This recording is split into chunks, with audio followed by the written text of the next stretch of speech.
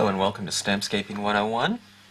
In this video I want to go into the different incarnations of a stamp that the Stampscapes line comes in. The first one would be the wood-mounted stamp. It's a very traditional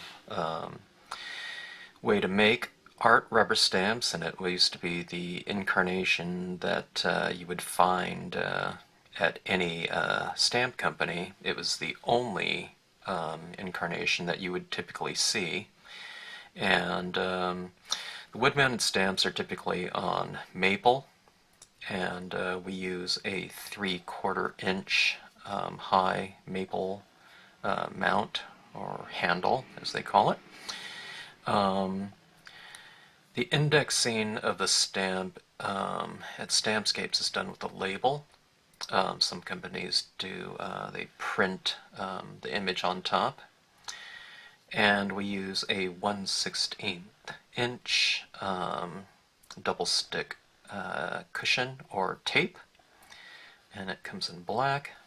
And the rubber for all the different incarnations of Stampscapes are in the 100% red rubber. In my opinion, it's the best material to use for rubber stamps in terms of image quality and longevity, using a natural product. Okay, that's the wood-mounted stamp. Another version would be the cling-mounted version that come in our sets. I don't have individual cling-mounted versions at this time, but we'll probably do some in a selected array of imagery. But right now, they come in these nature sets and scenic sentiment sets, and etc.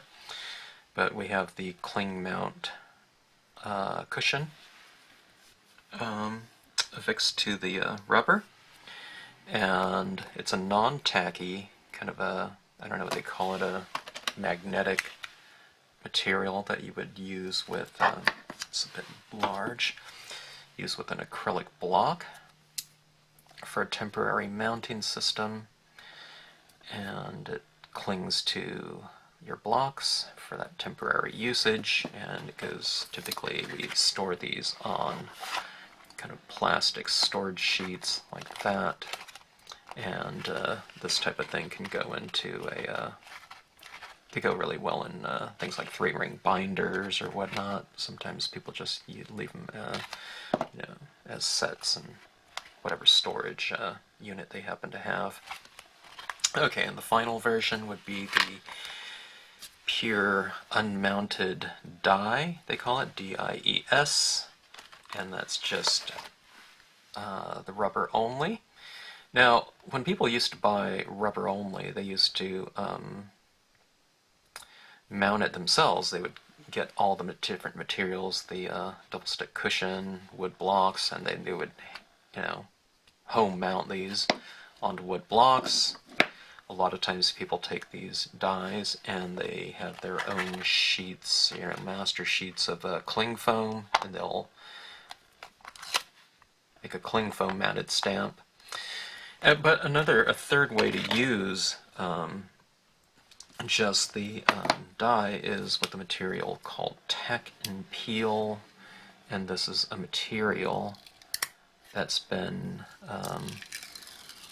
adhered to an acrylic block. This is a protective little plastic sheet that comes with the material. One side has a very tacky surface. Okay, it's not going to leave any residue on a stamp though. But for a temporary mounting system, kind of sans any cushion, although this material, I think it's kind of rubbery, and it's probably about 1/16 of an inch thick or so. That provides a little bit of cushion on it. Okay, it's real clear, so you can't really tell. And this is a fairly new tack and peel, so it's not all kind of inked up right now, but that provides you with a temporary mounting system. Now, as far as imagery goes, in impression quality, I find that it doesn't really matter what system you're using as far as print quality goes.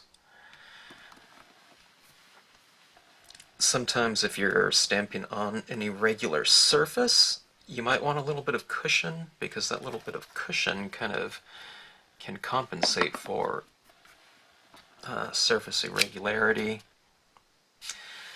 But what I do typically when I'm stamping is I have a stack of blotter paper underneath. I usually use more than I'm using right now, but my table right here is nice and flat, so I don't need to really worry about that. But sometimes I've been in situations like a convention or something like that, and you're using plastic banquet tables that really buckle, you know, underneath the pressure of you know, stamping stamps out.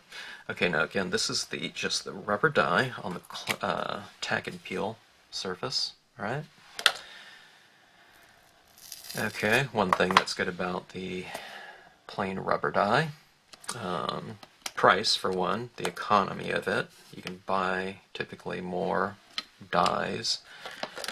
Let's go to the wood-mounted stamp. The wood-mounted stamp, in my opinion, is the most beautiful incarnation of a rubber stamp you can get, just in terms of the natural wood of it, natural red rubber, the indexing, and just the overall feel of it. You know, these stamps, wood-mounted stamps, just look really nice. Okay. Especially when you used to, you know, walk into a rubber stamp store and you just have, you know, tens of thousands of rubber stamps. They just look really great. Okay, my pad's getting a little bit dry here. Okay. And wood-mounted stamps, I don't know, they just, you know, you have that indexing on there. I know some cling foam stamps have the indexing on the back side of them as well, which is really nice. But just the feel of it, and typically maple mounts, in the rubber stamp industry, we have to use the best quality maple, because if you have any color or grain, you know, if it's too distinct of a grain, it kind of interferes with the indexing of the stamp. So it has to be what they call, I think what they refer to as the most blonde wood, you know, just pure, kind of white as they can get. No heavy grains in it. Okay, this is the cling foam version, and I'm using my same acrylic block. I'm just using it on the side that doesn't have the tack and peel. Okay, and of course, when you're using acrylic blocks, in terms of the registration of your impression, the placement of it, sometimes it's easier to see, you know, through a block, although this has, you know, indexing on the top. Sometimes people like the clear blocks for, or the clear block style of stamping. Just for the placement of everything, they can see right through the block, and it's just, you know, if you're stamping like word stamps or something like that, or, you know, us here in scenic stamping, we're often blending imagery together, kind of in a side-by-side format here. I'm taking this image and I'm carrying it across the width of the page, and sometimes it's just easier to see through a clear block, although I'm not trying to, you know, match up perfectly edge to edge. I'm actually overlapping, but anyways, impressions are pretty much all the same. It's just a matter of what incarnation you like.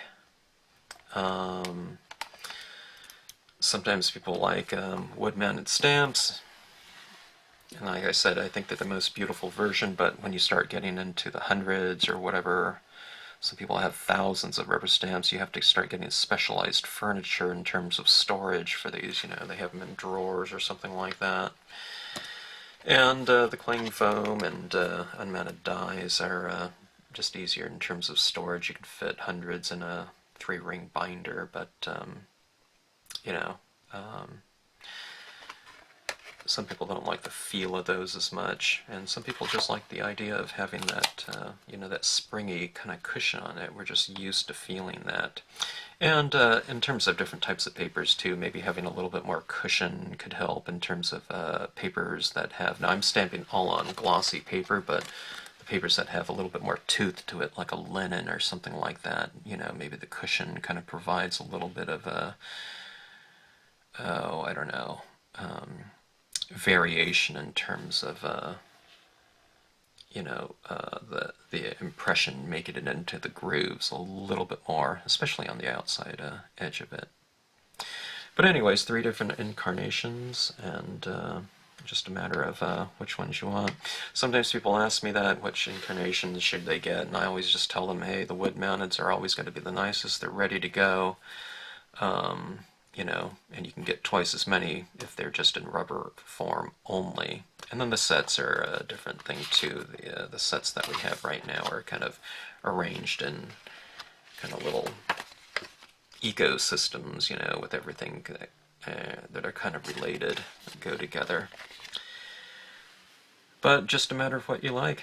Anyways, if you have any comments, leave them in the comment section below, or any questions, you can always drop us a note at stampscapes.com. Thanks for watching.